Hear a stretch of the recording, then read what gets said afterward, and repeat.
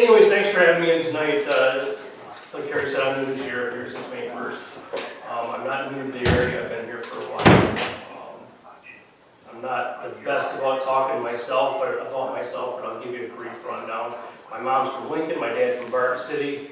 They both have extended family in the area. That should be quantifiable. Most of the common last names you'll find in Alcona County, the road name sign, not the other signs, I'm related to them somehow.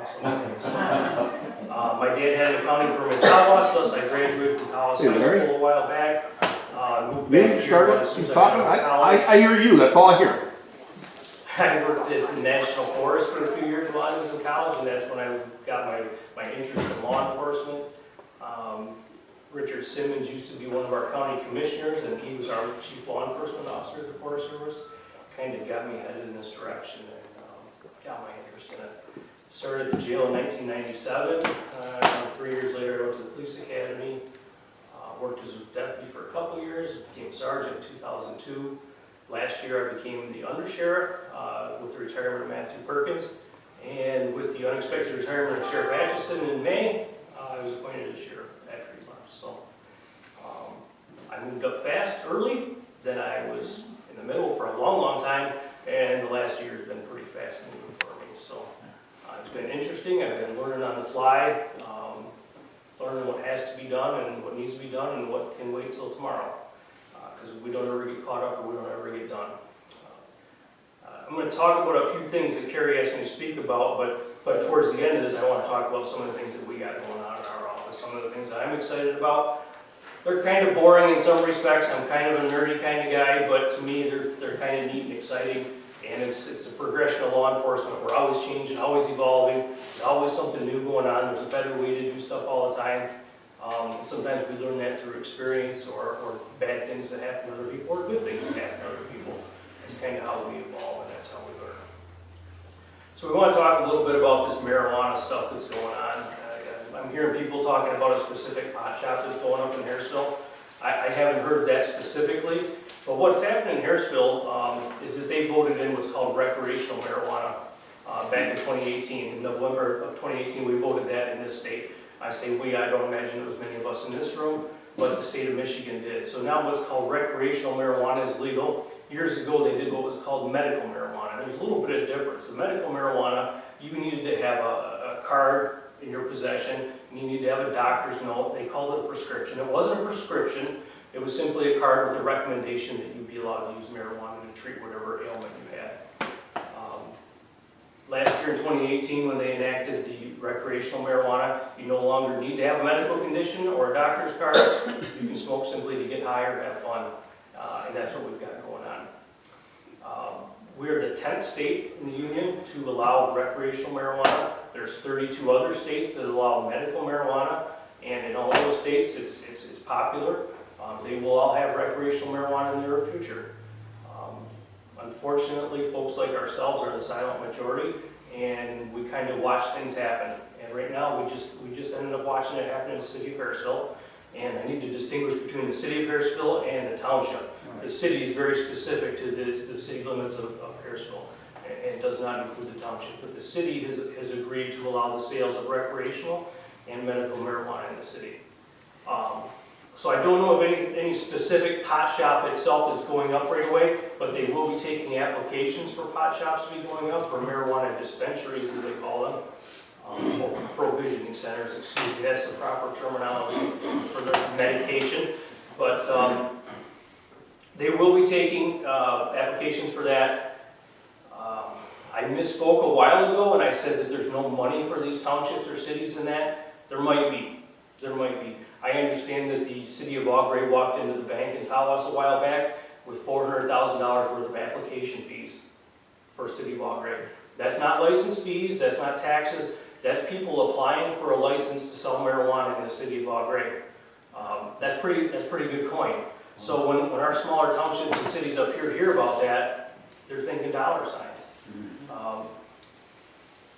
We can say what we want to them, but they're seeing the dollar signs and they're also seeing deficits in their budget. So they're thinking they're looking at a pretty easy way to make some money. It's hard to tell them that they're not going to be making money. It's hard to tell them that there are drawbacks to that. We can tell them that they're selling their souls to the devil, but until they see it themselves, I don't think they're buying it right now. So what this recreational marijuana means, in simplest terms, is that you can roll around with 2.5 ounces of marijuana on your person at any one time. I hear that's anywhere between 30 and 50 joints, depending on how tight you roll them and how big or small. I'm not an expert in rolling joints or anything like that, although I've measured a few that I've taken away. But 2.5 ounces you can have in your pocket at any one given time. 10 ounces in your house. 10 ounces is 5/8 of a pound, over half a pound. It's a lot of marijuana. When I worked the road patrol, it was very, very rare for us to find somebody rolling around with a half a pound of marijuana. Very rare. And you can have 12 plants at your house for personal use. 12 plants is a lot of plants. That's a good sized greenhouse. Some of the better plants are putting out several pounds of marijuana a year. And again, this is 12 plants for personal use, not for sale, not for trading or bartering with. That's for personal use. If you're smoking that much pot, you're not doing much else. That's it. So this recreational marijuana law, along with the medical marijuana law, allows townships to opt in or opt out of allowing this. And like I said a few minutes ago, the city of Harrisville, not the township, opted to allow the sale of both of these things in their city limits. So if you've watched the paper and followed this a little bit, they had some interest in this, I guess, and they hired a consultant to come in. This consultant helped them draft and enact an ordinance for the sale of these things in the city limits. As I understand, he's also helped Rogers City and Aubrey get similar ordinances in place.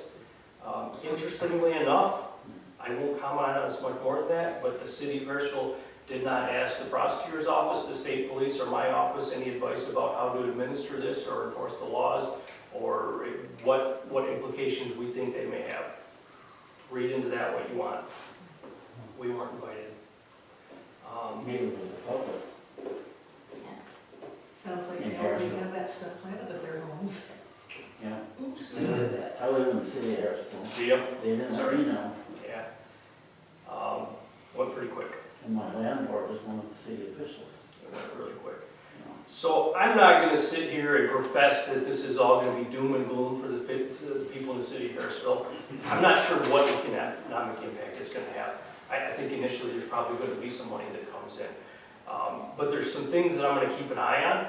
And here's some things that I want to say concerned about, I want to keep my eye on. I'm not sure these are going to be horrible outcomes or that they're really going to happen, because I kind of want to wait and see. Unlike the city of Harrisville, who wanted to rush in and do this before anybody else, I kind of want to see what happens. I'm unclear on what's going to happen as far as law enforcement and the EMS about going down there. There's going to be an influx of people from outside the community coming there probably to buy marijuana. Unless for some reason Aubrey or Penn County has way cheaper marijuana, people don't want to drive this far. We will have people coming here to buy marijuana. They will come here and they will likely use it. Hopefully they're not going to operate vehicles after using it, but they're going to be here, they're going to use it. Who knows what type of criminal activity is going to come out of this. One thing we saw when the medical marijuana passed is a couple of things. When you are growing medical marijuana and selling it or however you're distributing it, you have drugs on hand, marijuana, and you have cash, because the banks are still federally protected and they're not allowed to associate with marijuana grow operations as of right now. That may change, or they're wanting it to change. So they all got cash and they all got marijuana. We were finding guys with medical marijuana plants around town were getting broke into because they do this. I got marijuana and I got drugs. So guess what happens? They get broke into. I'm a little concerned about this happening in Harrisville. They've got some ordinances about security programs and surveillance cameras and how it's locked up and all that. Sounds good. It's something I'm going to be watching. We're certainly going to be watching people driving away. If people are driving away under the influence, we're going to target that kind of activity. Driving is still a 93-day misdemeanor if you're driving under the influence of marijuana. But if you got a pocket full of marijuana, again, 2.5 ounces, 30 joints, Can't touch them. they're legal. If they have above that, it's a civil infraction. It's the same offense as a speeding ticket. We're going to give you a ticket. So my concern with my officers, and this is maybe a little bit out of the scope of this conversation, but for my officers to smell marijuana, suspect that there's more than 2.5 ounces in that car, search it, and find more than 2.5 ounces, and give those folks a civil infraction ticket that may cost approximately $100, like a speeding ticket. It's not worth my officers' career or lawsuits to get into that much trouble over a search. What gets law enforcement officers in trouble is warrantless arrests and warrantless searches. Use of force also up there too, but that's a seizure, a search and seizure. But if we search cars without warrants, we're walking a thin line. And it used to be, and this was great, we pulled over a car and smelled marijuana, guess what? Everybody's getting out of the car, we're searching it, and we're getting the marijuana. Now it's not. We smell marijuana, and guess what? They may or may not be above the legal limit. And if they're not, and we search them, illegal search. Short of a consent search. Just real quick, we got the breathalyzer for alcohol. Yeah. Any tests like that for? They're working on one, yeah. Matter of fact, they've got a machine downstate. They're trying it out in 2 counties to see how it goes. The drunk driving and drug driving attorneys are all over that, fighting that like crazy.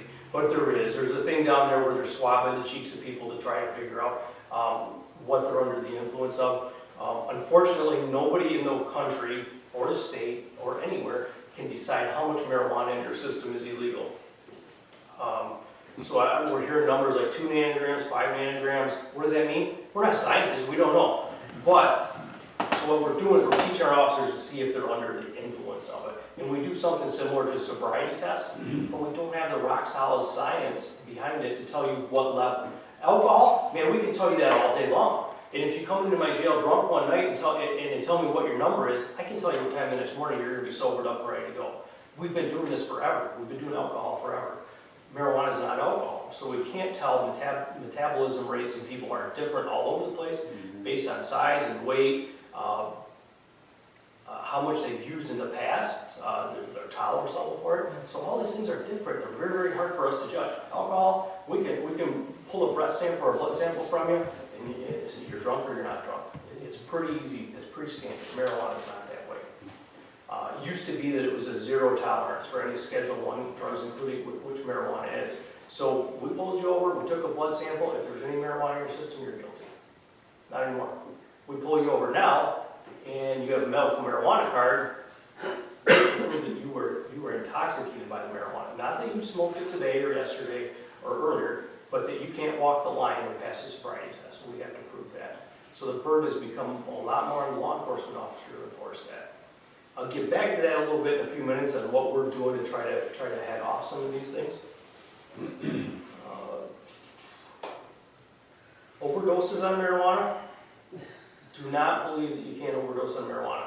If you believe that, YouTube it.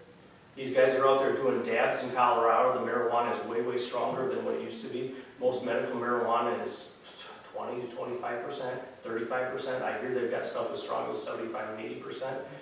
They do these, what's called a dab, and sometimes they'll do them in these e-cigarette type things where they burn it and suck in the fumes. I've seen videos of guys taking one huff off of those things and passing out on the floor. So they have, and this is science, is there's a bunch of increases in overdoses from marijuana in Colorado associated with their passing of the medical marijuana. I think they've also got recreational marijuana. Here's one thing that I like to say about, because edibles are legal, I don't know if you knew that, but edible marijuana is legal in Michigan now, where you can have brownies or gummy bears or any of these things. They can cook these at home and make them at home, and as we know, our homes, we don't always mix things up as well as maybe they do commercially. So if you mix up a batch of gummy bears and make it at your house, the recommended dosage, by the way, of a gummy bear is the size of a foot or the head off of a gummy bear. It's not the whole gummy bear. So the recommended dosage for marijuana is a bite off a gummy bear. It's not the whole thing. So what happens with these overdoses is somebody will take a gummy bear, marijuana gummy bear, and maybe not feel the effects of it for 10 or 15 minutes. So if you're looking to get high, and let's not kid ourselves, that's what they're doing, is they're trying to get high. And 10 minutes later, you're not high because your stomach hasn't processed that, or you haven't had the pylori dump to process that marijuana in your system yet. what do? You get another one. Or a few more, right? Because you want to get high. So you pop those in there, and all of a sudden, you ate 5 or 6 gummy bears. 200% of what the recommended dosage is. This is how you end up in the emergency room. Big deal for the adult who wants to overdose on marijuana. Maybe not, but I think kids are into gummy bears. Usually gummy bears aren't an adult food. Google some of the packaging they have in Colorado for marijuana products. Some of the candy bars, they've got all these goofy names that relate back to marijuana for these candy bars out there. So they're packaged as candy, they look like candy, they taste like candy. They'll eat a bunch of them and die. So there's no doubt that there are overdoses from it in Colorado. There's no doubt there's problems with it. Hope you don't see it in Harrisville. It's one of the things I'm going to be watching. I was also told that Mankato Township's thinking about it. This was a few months ago. I haven't heard anything since, but I did hear from a good source that Mankato was considering it. Question. Do all your officers have body cams or cameras, dash cams in their cars? No. Because it seems to me if you were to give someone a walk the straight line sobriety test for marijuana and they had it on camera, that might be admissible in court if need be. Yeah, it would be. Yeah, those are admissible. Let me go through a couple more things, and let me talk to you again about body cameras and dash cameras, Okay. because it's kind of been a hot topic around my office lately. Scott, Yeah. what about the liability of the people that are selling this stuff to people when they drive out and they have an accident? What the liability? Good question. is? You know, I think that's going to be very similar to what you see from alcohol establishments. Okay, marijuana places are going to be monitored by LARA, which is the Licensing and Regulatory Affairs Division of the state of Michigan. They're also going to oversee the marijuana operations. And I think very similarly, if you leave one of these places intoxicated or high, there may be some liability. I don't think most of these places are going to allow the consumption on their property, the possession, or I mean they're going to allow the sale, but they're probably not going to be allowing the consumption. But folks who buy drugs, they don't buy them to store them or keep them. They buy them to use them, you know, and they don't typically wait too long to use them. They typically take them right away. Now I may be wrong. I could be entirely wrong about that. They may be buying a stash of marijuana to take back to whatever other city they live in that doesn't sell it. I mean, we're just going to have to wait and find out about that. The other topic we want to talk about a little bit was the opioid epidemic. I don't think it's a mystery to anybody here that there's an opioid epidemic in this country. And opiates are Vicodins, morphine, fentanyl, heroin, oxycontins, anything that says oxy in it is going to be, except for OxyClean, really, it's going to be opiates. I will tell you that opiates are big around here. They are going, some of the other drugs aren't too, like Xanax is quite big around here too. Most of our criminal activity in Alcona County centers around some types of substance abuse, whether it's going to be alcohol or opiates or marijuana. All the crimes that we really deal with have some connection to one of those drugs, whether it's drunk driving or drug driving, domestic violence. I can tell you a domestic violence that I've been to, there wasn't alcohol involved at least. Sometimes there's other drugs. But our larcenies and shopliftings and breaking and enterings, those are all associated with drugs and alcohol. When I started off my career, we'd have cabins get broken into quite often, and what was missing? The change jar was missing and the booze, because kids wanted to get boozed up. Not anymore. They go to medicine cabinets now. They go right past the booze, they go past the money, they go past the guns, they go right to the medicine cabinets. That's kind of what's going on right now. We did have a recent death in the Barton City area, an opioid overdose death. I think that's yet to be confirmed from the medical examiner, but our scene investigation, that's what we're thinking. A little early to tell yet for sure. I don't have the fixes for this. I don't have the answers. I've got a small 11-man sheriff's office, and this is a national epidemic. We're going to do our part to do what we can with that. It's going to take more than just a few of us or our small sheriff's department. This got to come, the whole society is going to have to get involved. Law enforcement likes to blame the health industry, the healthcare industry for prescribing these things. It's not all their fault, but they certainly don't help. I don't have the answers for this. I don't have the answers for fixing Harrisville and what's going on over there. Maybe some point I'll be able to say, I told you so, or I would have told you so if you would have listened to us. But we'll wait and see. Maybe they're gonna do great over there, maybe it's gonna be like Traverse City, who knows? I don't think so, but we'll wait and see. Do we have Narcan available if necessary? Yes. EMS or police? EMS, police, I believe the first responders and fire departments have them now. I gave some out to the school last year, because I have a resource officer in the school, so he has it, and they have it also at one other place in the school. Narcan is getting to be very readily available. Yeah, it is. Now here's my story about Narcan. Some of these opioid abusers like to get extremely high. They like to get extremely high to the point where they die. This is a big deal for them. It's a bragging point, or maybe it's an extreme high, I don't know exactly what, for them to die and be brought back by naloxone or Narcan. It's also a feather in the cap of the drug dealers that they have something strong enough that it's killed somebody. So they do brag about having, typically it's heroin that's laced with fentanyl that's killing people. If I can, I've been a nurse since 2001. I've had the opportunity to work on a med-surg floor. The difference being administering Narcan to a patient that's overcome with anesthesia is totally different than administering it to somebody that's using drugs. And a lot of times it may not work, or they've taken too much and they want to continue to go out and get high. As soon as that stuff is gone, the effects of the drug is off because of the Narcan, they're out getting back, high again. So there are pros and cons both with the Narcan. If you find somebody that's, accidental overdose and you can save them and get them to the hospital, it's a great thing, but it's totally different than administering it to somebody in the hospital. I haven't seen this personally, but I've heard stories of people being revived with Narcan, coming out and fighting with the officers for screwing up their high. So thanks for saving my life, you screwed up my high, appreciate it. All right, so what are we doing about this? I can complain about it all night long, but what are we doing about it here? We've got a couple of things going on.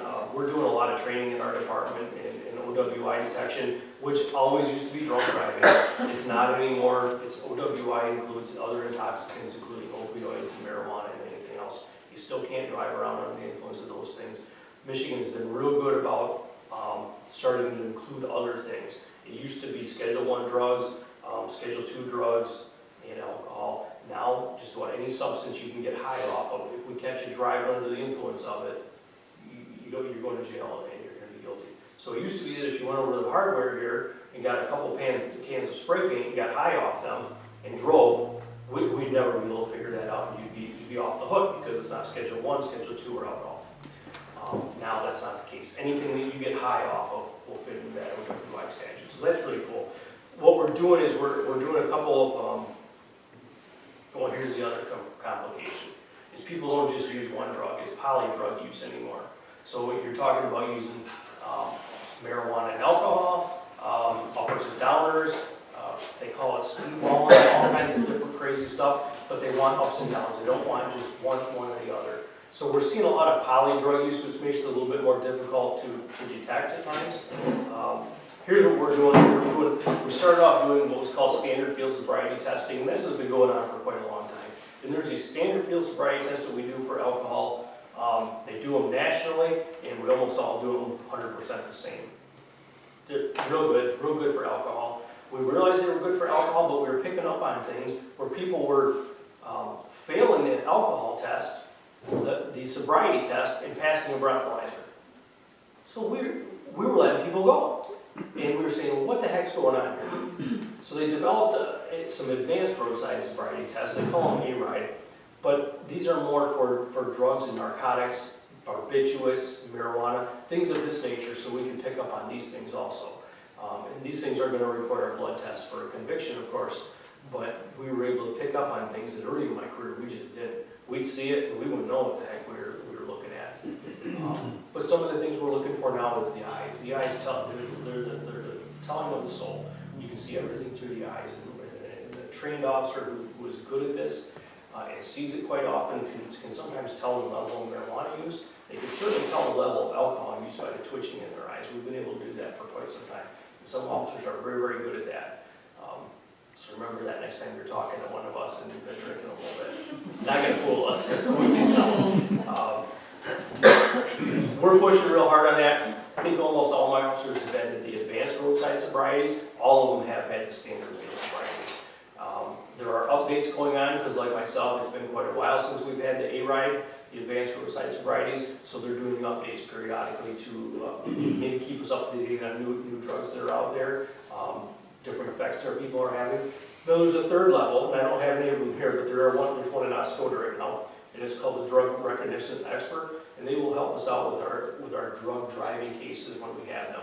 They'll come out, they'll put a blood pressure cuff on, and they'll take a few measurements, and they will help you out with your case. There's a few of them around northern Michigan that we can call on to help us, and they're available if we need to. Our best tool in law enforcement is this, it's our mouth. Interviewing people and talking to them, you can usually find out what they're taking and what they're on. They're gonna tell you.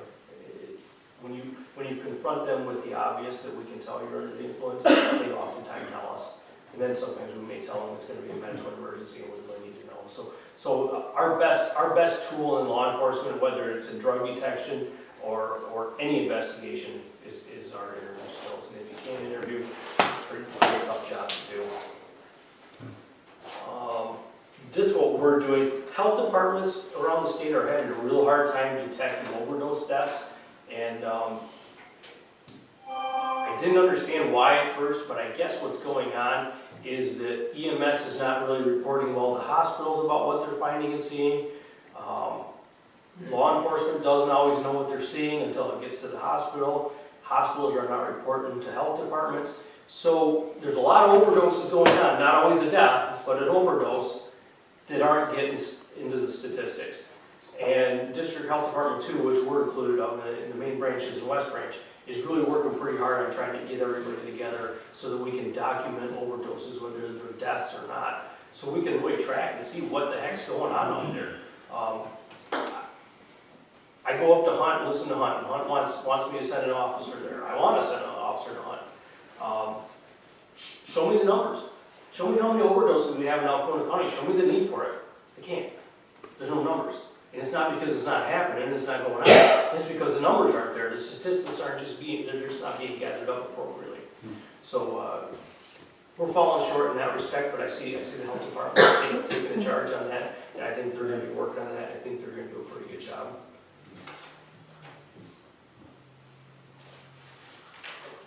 Kind of leads me to my next topic, and I wasn't asked to speak about this. If I'm dragging on way too long, let me know. No, you're No, done. you're okay, go ahead. I'd like to talk about mental health because it's a big concern, not just here but statewide. I'm going to talk about a vicious cycle that's going on, and it's difficult, but it kind of relates to the drug abuse that I've been talking about. So why do people abuse drugs and alcohol? The answer is pretty easy. It's because they want to get high. And why do we get high? Yeah, self-medicate. We're going to self-medicate ourselves. Maybe because we're embarrassed to go in and seek mental health treatment, or we don't want to go, or we don't need to go. But we're getting high to self-medicate.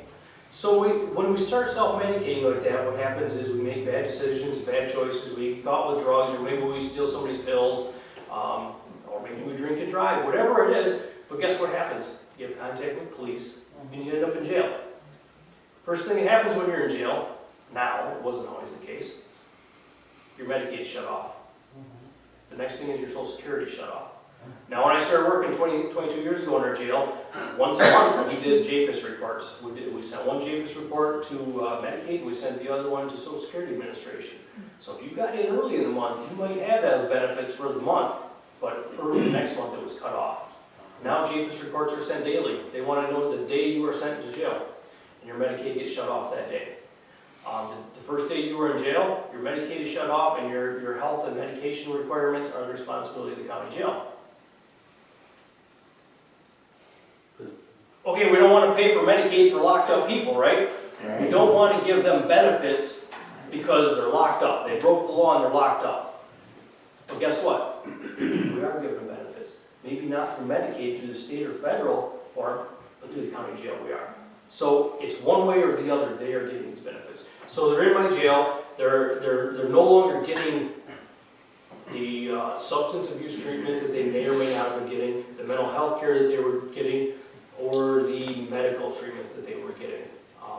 and this is a huge debate about whether drug addiction is a medical condition or mental condition or whatever. Besides the point, they treat it through the medical field.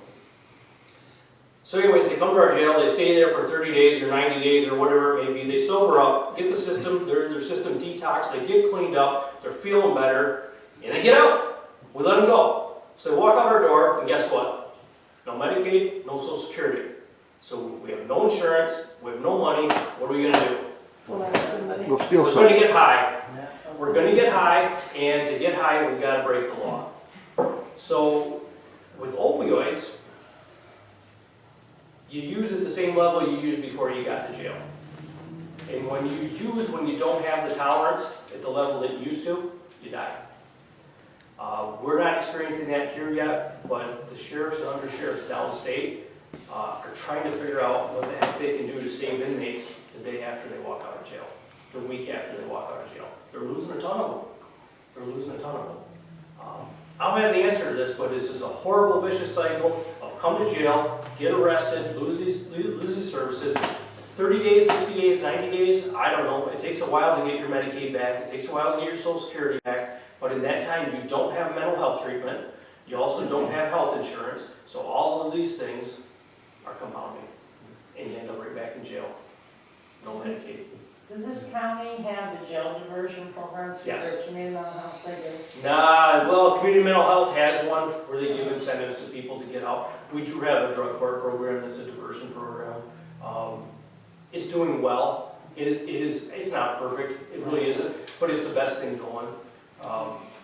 It used to be what we called hug a thug, and I'm kind of embarrassed to say that now, but we used to think it was a get out of jail easy card for people. It is not. It's very intensive, very difficult to pass. It is very successful for the people while they're in it. I don't know how successful it is for folks once they get out of it long term. My experience is that people who have alcohol problems or drug problems do well under supervision. They do well in jail, they do well under probation, for the most part, some don't. But when they don't have that oversight anymore, they don't always do so well. So how do you rate how successful it is? I don't know, it's pretty difficult to do it. Some people rate it on not coming back to jail. Well, not everybody that uses drugs or alcohol after being in jail gets arrested again. They may go years before they get caught again, so it's quite difficult to gauge how successful it is. But we do have diversion programs. Thus, I've only got a jail half full of people right now, but it's the best thing going to keep people out of jail right now. It really is. In Alcona County, I had the opportunity to work down there for 6 months as a jail nurse when the correctional or advanced correctional custody took over. And Alcona Valley was their mental health resource that didn't want to come over to the jail unless they were suicidal. Right. I mean, there's nothing there for counseling in any way, how to deal with. And home health. I worked in home health. We've got social workers that do that for the public, but there's no avenue. Why don't they want to come to the jail? Because no Medicaid. Right. Nobody can. So, So they could build a jail, whatever they could build, but really the bottom line is that they're not on Medicaid anymore, so they can't build. And as a matter of fact, we've had some arguments with community mental health that as soon as they are locked up, they are no longer community mental health patients. So there is a horrible, horrible problem with the mental health industry that some of the sheriffs are working on. And I'm way too new to say I'm in on it and I'm fully on board, but I recognize that it's a problem that needs to be addressed. And I talked to one of the sheriffs from, well, I didn't talk to him. He talked to a group of us sheriffs from Washington County, and he is all on board for this. And as a matter of fact, he has 2 full-time social workers or psychiatrists or mental health workers on staff at his jail. And last year it came up on budget that they could only have 1. Mental health can only supply 1. Instead of hiring more police officers or corrections officers or dispatchers or cooks or whatever else, he paid for the second one because he saw the need for that. He saw the need. No, I can't tell you I need 2 of them out here. I don't. We do need one on call or on some type of standby or something like that. Now, it's not all doom and gloom, don't get me wrong. But we've come a long ways. Our mental health in Alpena, they do come down to our jail when needed. They sometimes do, we call them polycom, but it's a closed circuit TV system where they can talk to the patients through the TV. Probably not the best way, it's better than nothing. So it's not all doom and gloom. There are things that they're working on and they're trying to do. I've got a big push in our office to work on mental health things right now. A friend of mine owns the Barton City Bar, and she put on a suicide and mental health awareness fundraiser last year. She gave me all the money. She didn't give it to me to spend, she gave it to me to act as a fiduciary for the fund in spending it. And I think it's pretty important. I was pretty new to this field of mental health and the criminal justice system up until last year. We're doing our best to spend that money. We had a guest speaker come into the school last year. Really, really neat program. We're going to try to have him back for the adults in the community later this summer. But it's really been an eye-opener to me, the mental health problems in this community and probably statewide and countrywide too. So we're putting a big push on it. There's nothing worse, and I hate to talk about bad stuff happening, but there's nothing worse to go on in a community than a death in your jail from a suicide. If you're at fault, it's going to be $1 million, at least. If you're not at fault and somebody dies from suicide in your jail, it's $100,000 easily. That's enough to kill us. It really is. So it's huge in the respect of losing a friend or family member. It's also huge to the community for that kind of financial problem too. So those are some of the things we're doing. Enough of the drugs and that crap. Here's what I got going on in my office. I put down these are all cool things that are going on. They're going to sound kind of boring though. Our policy books haven't been rewritten in about 12 years. We've done some revisions here and there along the way, but I'm rewriting all the policy books. Sounds like fun, don't it? Oh, yeah. I have a road patrol policy and I have a jail policy. Road patrol policy has 56 chapters. I'm trying to do one a day. I didn't get mine done today. We did sergeant interviews today. So when I get done with that, I'll be working with our jail administrator trying to do the jail policy. That's got about 100 chapters. Every little detail from wiping your nose to cleaning the floor is in that book. I don't know if I can whittle that down or make it a little bit more clear, but I'm going to try. Earlier, late last year, we began this effort. The jail administrator and I found that we had $1.4 million worth of outstanding debt owed to the county for housing of inmates. I thought it was my duty to try to collect some of that the best I could. I've been doing a lot of work and research trying to figure out fair debt collection and how to go about doing that without showing up at somebody's door and beating them up, because you can't do that. We found out that some of that 1.4 million isn't collectible, some of it because it's over 6 years old. I can only sue back to 6 years worth of confinement on these inmates. So some of these folks have bills that are older than 6 years, and they have some that are within the 6 years. So I kind of have to separate, and I kind of have to write off prior to 6 years because I can only sue back to 6 years. The other thing I found out is I've got a bunch of prior inmates that are no longer with us. I'm not going to be able to collect from them, and there are just a few of them in there that I know are not going to be collectible from, so I'm not working on them. But our first lawsuit had 15 in it. We got default judgments on 14. The 15 came in and set up a payment arrangement with us. So we are going to be doing some neat things like putting liens on their property, garnishing wages. I can't go after Social Security. Unfortunately, that's what most of them live off of. So there are some limitations. But we're going after that. I'm starting our second set of lawsuit here shortly. That'll have another 14 or 15. We had 15. I think we're down to 13. That 2 of them have already come in and started payment plans. So if we can get it without suing them, that's even better. Yeah. That's kind of a boring thing that we're doing too. Technology is kind of boring, but for me, we have new laptops in the cars. We have what's called lien in the cars. If you've heard of lien before, that's where we run your name and your license plate to see if everything's good. That's a huge step as far as I'm concerned. We are right up there with the state police and technology-wise in our cars. We're able to run file checks on people. We can do police reports in our cars. We can write a ticket on our computer and it prints out on a little printer and we hand it to you. And you can read it. And you can read what you're charging. It doesn't have a fine on it because we don't want to explain that. We also put a jail camera system in our jail that records somewhere between 30 and 35 days, depending how much data is on there. Some of them are motion activated and some are not, so there's more or less data. That to me is very cool. I hesitate to say this, but years ago we had 2 monitors and we had channel changers on them. And they flip back and forth between 3 different cells. And they were black and white and they did not record. But the inmates thought they recorded and we never told them any differently. So they thought they recorded, then we upgraded, got some color ones in there and they also didn't record, but the inmates still thought they did. So there was some type of deterrence with the thought of that. Now they record, we have it recorded, and major events are stored forever as evidence if it's a crime. Or if something significant happens, like a suicide attempt. Our big thing is people smuggling drugs into the jail, so we like to watch that kind of thing. The worst thing that used to happen when I worked in the jail was cigarettes. It was new that they weren't allowed to smoke in jails, so God bless these folks, but they all want to smoke cigarettes in jail, and they'd get them in there any way they could, and they'd like to light them out of the cigarettes up outlets. They would put staples inside there, and it was pretty neat to watch the black and white camera when the lightning went off in there. So that leads me back to a question earlier about the body cameras. Why are I doing body cameras? And man, I'll tell you what, last year at the end of the year, I was all about body cameras, and our next Homeland Security grant is going to ask for body cameras, not only body cameras, but these nice ones. I thought I had the market on this, but I didn't.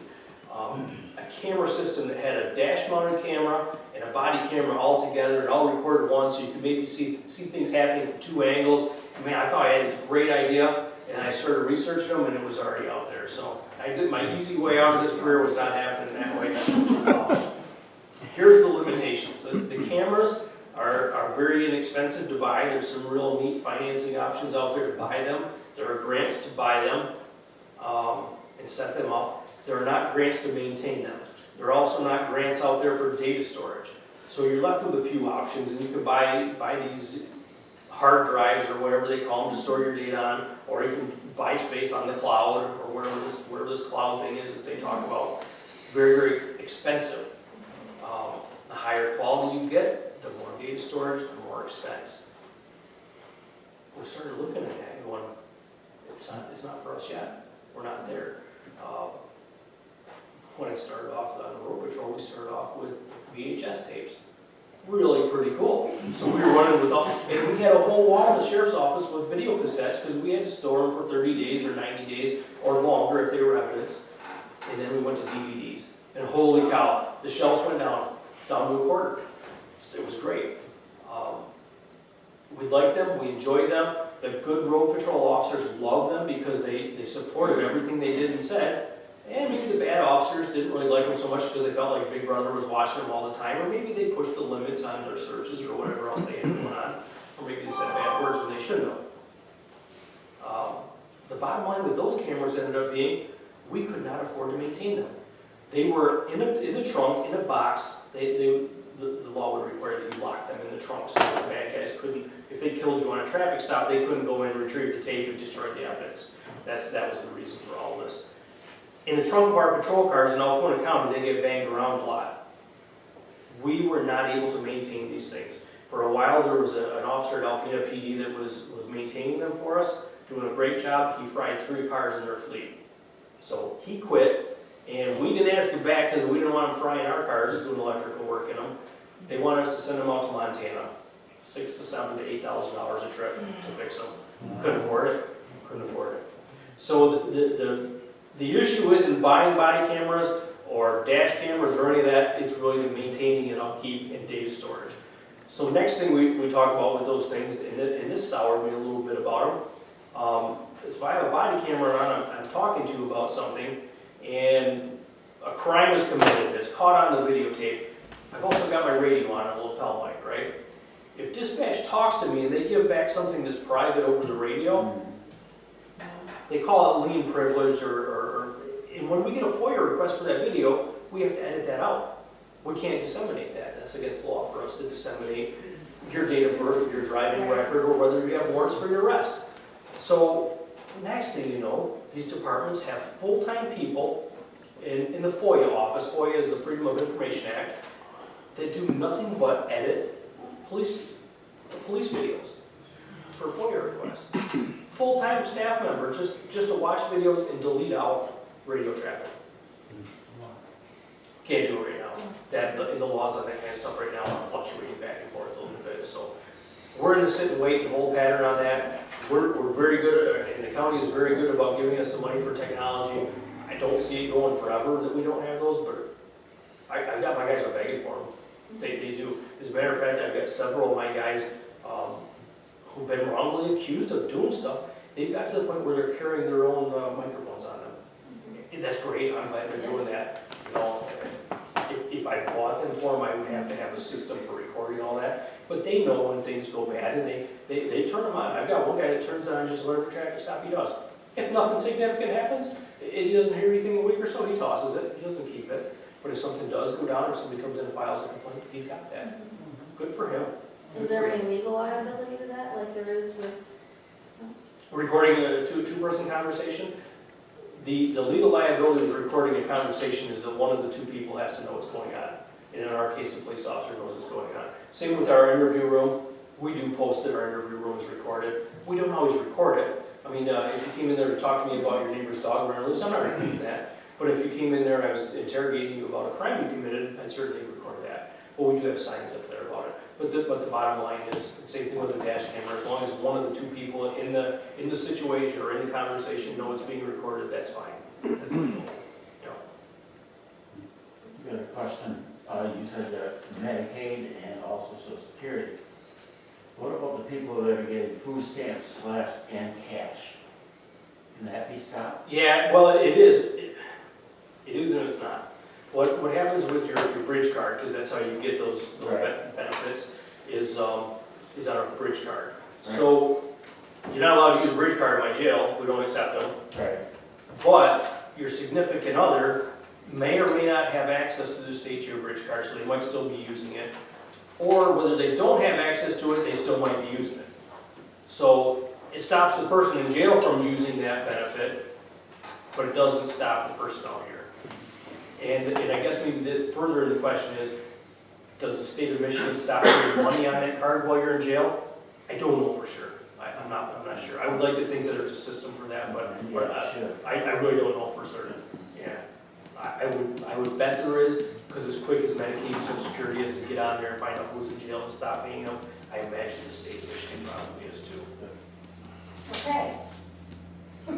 Good? Good, very, very good. Any final questions? Scott? We've got about 5 more minutes for Q&A. Do you guys use earpieces at all for radio traffic? Yes. Okay, so it's not when it's recording then, would the camera pick up the noise from that, do you think? It would not pick it up from their portable mic, but it may from their in-car radio. Okay, I see what you're saying, But all yeah, right. some of the guys have lapel mics and they have earpieces. Okay, for them. yeah, because that's what I was. It is not required, but some of the guys do have that. Okay, down there by the water tower in Harrisville, there's that one house that's up on a hill. Now, the rumor says that was meth lab in there. And they were making meth in that little house, that farmhouse. Is that true, or? No, I'm not aware of that. There was one in the city of Harrisville, late in 2017 but that was in the city limits. Yeah, that's what I'm talking about, city limits. It's right there on the hill by the water tower. Oh, yeah, by the water tower, yeah, I think that was. How did you find out about that? Citizens or something? Traffic stop in Alpena, wasn't it? What happened is that's exactly it. The two people that lived there were stopped in Alpena, and they were caught in their vehicle with methamphetamines, and they did a search warrant because they believed that they had methamphetamines, they may have more at home, or they may be producing them at home, so they got a search warrant, they went in and raided the house and found that. Yeah, because that's a quiet little place, it's all surrounded by trees and. All right, so I'll take only a second to explain to you what a meth lab is. It's not a big chemistry set, Right. it's a water bottle like that. Mhm. That's what they're doing it in. So, we're telling people, don't be picking these up on the side of the road and touch them. If they got white powder on them, that's meth, that's dangerous. 2-liter pop bottle. But for us to jump up and down and scream and go, oh my God, it's a huge meth lab. It's not, it's a couple, it looks like a kitchen. And it's a few items you'll have in your garage. So they're not easily detectable, but they're not the huge meth. They used to be big meth labs. They were big chemistry sets, and they were very identifiable, and they would blow up and burn houses down, and we would know about them. These things aren't so detectable. When you issue a warrant to search a vehicle or a home or something, how long does it take to get that warrant? TV has been terrible from WBKB, so if we flip over to Live PD, we will watch Live PD a lot. With our implementation of our computers in our car, Tony, we can type search warrants in our car and email them to the magistrate and prosecutor and have them signed. the time frame that it takes for them to type it is the Really, time like that, frame, okay, yeah. cool. That's Yeah, cool. like electronically, we can get those very quickly now. And matter of fact, they can, if they need to get a search warrant for your blood for a drunk driving, they can get those very rapidly too. 24 hours a day? The main joke about WBKV is we barely know broadcasting. Do you anticipate much trouble with, say, the Harmony weekend with the onset of legalized recreational marijuana now? Well, we were, What's the impact on the general public that doesn't really want to smoke? well, you're not gonna be able to smoke in public still. It's Okay. still not allowed. You're also not allowed to smoke if you're under 21. Okay. To sell it, it's gonna be very similar to having a liquor license. So I don't think you're gonna see, at Harmony Weekend, I don't think you see a lot of liquor booths down there. No. Or serving, there's nobody serving alcohol by the glass. So I don't think so. What I think you're gonna see is you're gonna see, where they're selling paraphernalia. You're gonna see where they're selling bongs, vaping kits, things of that nature. You know, you may not see the drug itself, but you're gonna see the equipment. I have a question. There's some kind of new policy in Alpena about cigarette smoking, and you can't do it anywhere in Alpena now? Is that the case? Yeah, is that happening here? No, it hasn't happened here. What that would be is a local ordinance, and I think it's probably the city of Alpena, Yeah. because they're pretty progressive about that. And they like to write bicycles, a lot of tickets too, but, that would have to be a local ordinance, and I haven't heard anything like that go on. Well, another thing would be about, what about, the marijuana selling in a store or something like that? How far does it have to be from an establishment that sells alcohol? Is there a, Good question. It's gonna be up to your local ordinances, whatever they write. because I'm thinking of shop makers, if they buy shop makers of that thing that places for rent right there, they're gonna be going into the bar and they come over here. and Yeah, they could. It's, Yep, they could be. yeah, Yeah. My biggest fear right now is that the MSU extension building that's owned by the U.S. Forest Service is going for sale. And that's already on US 23 by Family Dollar. That's prime frontage, that's in the city. I'm worried. I would like to see the county buy it, because all of our stuff is there, including a bunch of my junk. I fear somebody's gonna buy that and put a marijuana shop in there. Okey dokey. Oh, One last question, anybody else? going once, going twice. Very good.